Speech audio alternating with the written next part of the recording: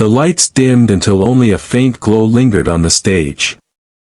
A hush swept over the hall, the kind of silence that feels heavy, almost sacred. Out from the shadows stepped a boy, no older than 17, his shoes scuffed, his shirt patched at the elbows, his entire frame carrying the weight of a life far harder than his age should have known. In his hands was a guitar, second-hand, the wood worn smooth from years of practice under streetlights. The crowd murmured, their curiosity tinged with doubt. Some leaned to each other, whispering, "Who is he? Can he even play?" Their eyes caught the faded instrument and the boy's trembling hands, and already, judgment was cast. The host's voice broke the silence. "Please welcome Daniel." A weak applause followed, more out of politeness than belief. Daniel stood frozen for a moment, his breath shallow. He wasn't here for applause. He wasn't here for fame. He was here because this was the only way he knew how to say thank you. Then, a single chord rang out. Thin, fragile, but strangely haunting.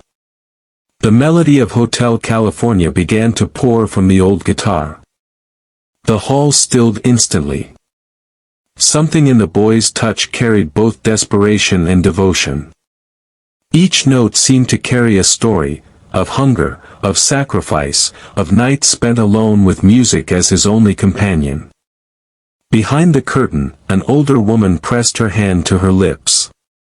Her dress was worn, her face lined with exhaustion, but her eyes were alive with tears. She knew this song. Years ago, when her voice was strong, she had sung it softly to her child before sleep. Now, she listened as that child returned the song to her, transformed, raw, and filled with gratitude. The audience didn't yet understand, but some already felt their eyes sting. This wasn't performance. It was confession. It was love turned into sound. Each chord pulls Daniel deeper into memory. He remembers nights when hunger gnawed louder than music, when neighbors laughed at the poor boy chasing impossible dreams. He remembers the sting of being invisible, until now. The judges lean in. One nods with admiration, another scribbles doubtfully. But in the front row, Mr. Hartwell grips the edge of his seat. Every lyric feels like it's aimed directly at him. Years ago, Hartwell was the hotel manager. A sharp suit, quick decisions, little patience. He remembers her, Daniel's mother, standing at his desk, pleading for work. He turned her away. "We're full," he said coldly, without looking up. She walked out, clutching her son's hand, dignity shattered. Now, that same boy stands here, pouring his soul into the very song she once hummed while cleaning his lobby floors. Hartwell's throat tightens. His vision blurs. The crowd rises into a standing ovation as Daniel's final note hangs like smoke in the air. Applause crashes like waves. People weep openly. But Daniel's eyes lower. The ovation feels distant, hollow. What good is applause when the one person he wanted to hear him is gone? He bows awkwardly, tears falling faster now. The curtain begins to close, but destiny isn't finished. Because someone in this audience carries a secret.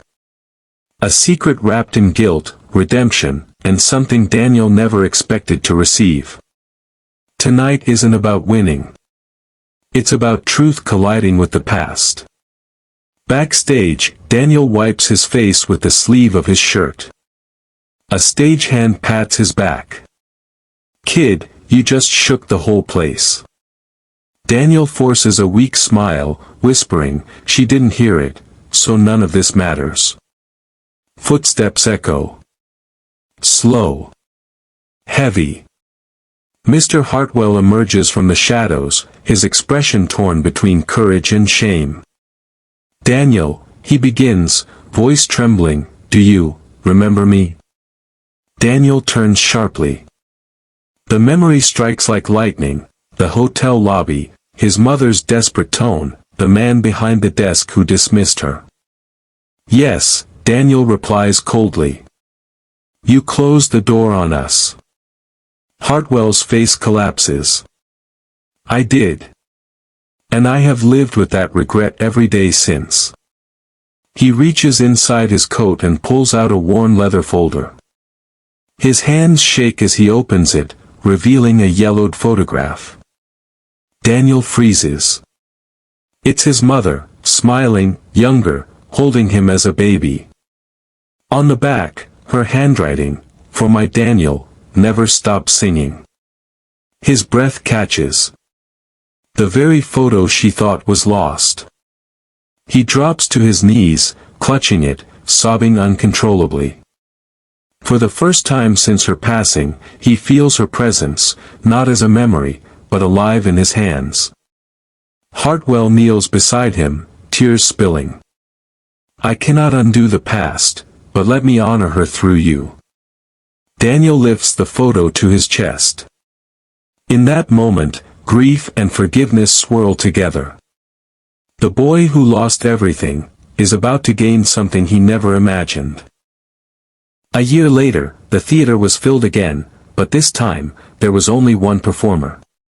The daughter walked onto the stage, dressed in simple black, her father's old guitar resting gently beside her. The seat where he once sat remained empty, yet his presence filled every corner of the hall. As the lights dimmed, she strummed the first chord of Hotel California. The melody was softer now, gentler, like a whisper between worlds. When she reached the final verse, her voice trembled. You can check out any time you like, she paused, staring at the empty chair. But you can never leave. A single tear slipped down her cheek. The audience rose to their feet in silence, understanding without words. Behind her, a screen lit up with an image, her father smiling, guitar in hand, his eyes alive with peace. She placed her hand over her heart and whispered, "For you, Dad." The crowd erupted into applause, not out of entertainment, but reverence. Later, as she stood beside a banner reading Strings of Hope, music for the homeless, she smiled through tears. He found his golden buzzer, she said softly, and now, through every song, he helps others find theirs.